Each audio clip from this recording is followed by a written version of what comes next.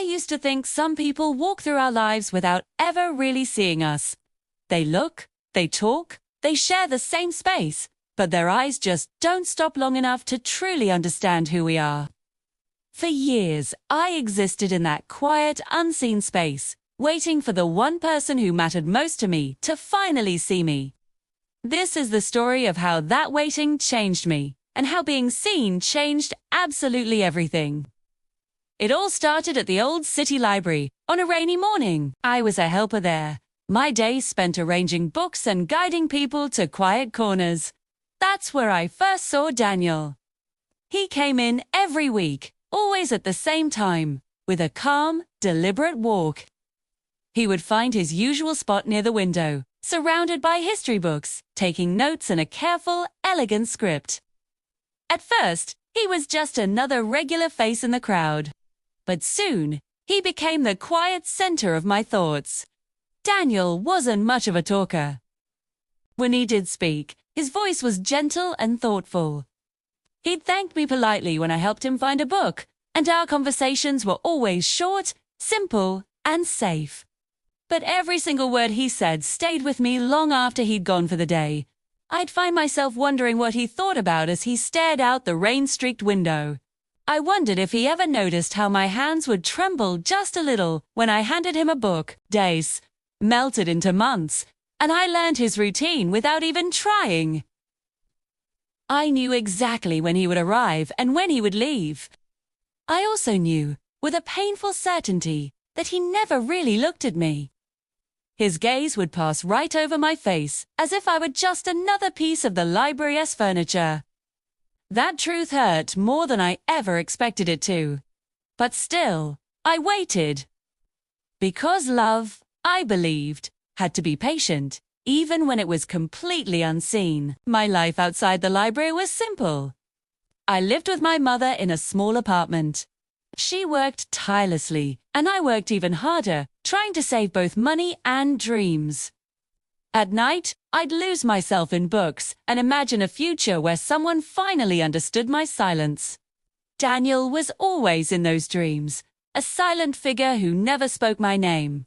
Then, one evening, my world tilted its head. My mother fell ill.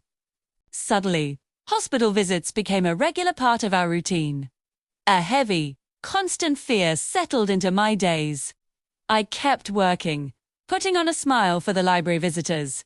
But inside, I felt exhausted and so incredibly alone. Daniel still came to the library during that time. I desperately wanted to tell him about my worries, to share the weight on my shoulders, but the words were always trapped in my chest. And then one week, he just didn't show up. Found myself waiting by the window, pretending to organize books, my eyes darting to the door again and again. Days crawled by. A week turned into two.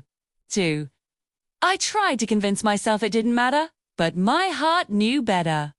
His absence left a strange, hollow feeling, like a familiar, comforting sound had suddenly gone silent without any warning. During those weeks he was gone, my mother grew weaker. I spent long nights by her hospital bed. The air filled with the steady beeping of machines and my whispered prayers. I learned just how fragile hope can be. And in those long, quiet hours, something important clicked inside me. Loving someone from a distance, in silence, is still love, but it can also be a form of hiding. Hiding from life, from connection, from the risk of getting hurt. Daniel returned on a quiet afternoon. He looked tired, older, somehow. As I handed him his usual stack of books, our fingers didn't touch, but something felt different.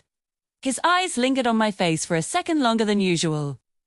It was such a small moment, but it felt like a promise, though I had no idea what it was a promise of. A few days later, he completely surprised me. He asked for my name. It was such a simple question, but it sent my heart racing.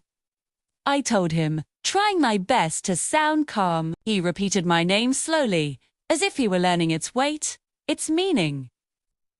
And for the very first time, I I felt like a real person in his world. After that, we started talking more. Little conversations about books, about work, about small, silly memories from childhood. He shared that his own father had been ill, which was why he had been away. As I listened, I offered him the same quiet understanding I had been craving for so long. Our conversations were still gentle, never crossing any invisible lines. But they were filled with a growing warmth and trust. But I was still afraid. I had spent so much time waiting that I didn't know how to take a step forward. I was terrified that if I said too much, if I showed too much of myself, this fragile new connection would shatter. So I kept waiting, carefully balancing hope and caution, like two delicate pieces of glass in my hands. The turning point came not with a grand gesture, but with a simple act of kindness. One evening, as I was closing up the library, feeling drained after a long day at the hospital, Daniel was still there. He'd waited. He said he noticed I looked tired and just wanted to make sure I was okay. In that moment, something inside me broke free. I told him everything. About my mother, the hospital, the fear, the loneliness. I didn't cry, but the words poured out of me, a flood I couldn't have stopped even if I wanted to. 2. He didn't try to offer easy solutions or empty platitudes. He just listened. He truly listened. When I finally ran out of words, there was a long, comfortable silence. 3 days later, he showed up at the hospital during my visiting hours. He brought a small bouquet of daisies and 2 cups of coffee. He sat with me and my mother, talking to her about old movies and books she loved. He didn't just see me. You saw my world, my life, my fears, and he walked right into it without hesitation. From that day on, everything was different. Our conversations deepened. We shared dreams we'd never told anyone else and fears we thought we had to face alone. I learned that he had always noticed me. He told me he'd been drawn to my quiet strength, the way I moved through the library like I belonged there. He had been just as scared to break the silence as I was. We had been 2 people, standing on opposite sides of a silent room, both waiting for the other to take the first step. My mother's health slowly began to improve, her recovery mirroring the new hope blooming in my own life. Daniel was there through it all.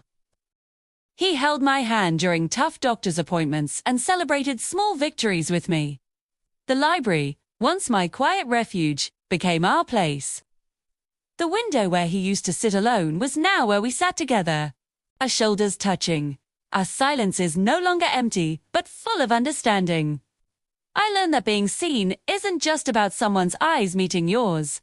It's about someone seeing your soul, your struggles, your joy, and choosing to stay. It's about finding that one person who makes you feel like you're finally home. The years I spent waiting in silence weren't wasted. They taught me patience, they taught me about myself, and they made the moment I was finally seen that much sweeter. My story isn't just about finding love. It's about the courage to be vulnerable, the strength to let someone in, and the beautiful, life-changing magic of being truly, completely seen. Thank you so much for listening to my story. If it resonated with you, I'd love for you to subscribe and join our community. See you in the next one.